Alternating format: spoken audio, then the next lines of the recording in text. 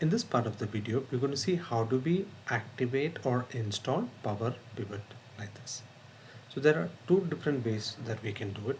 Let me show you both the ways. So first, I'm going to right click on any of these tabs here. I can right click on any of these tabs, right click, and you will get hide quick access toolbar. Then you have customize the ribbon. Click on customize the ribbon.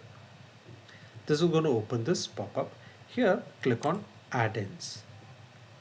Click on add-ins here.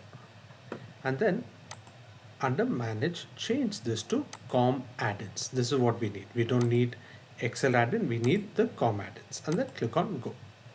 This is going to open this pop-up, and here ensure that Microsoft Power Pivot for Excel is turned on. So if you see, mine is already checked.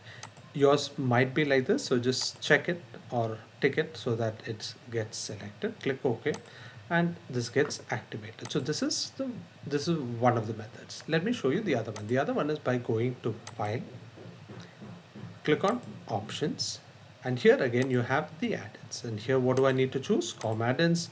Click Go, and again ensure you tick it. Click OK, and the Power Pivot gets enabled.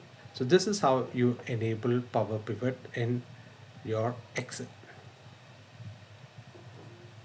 Thank you so much, and we will look at the data sets in the next video.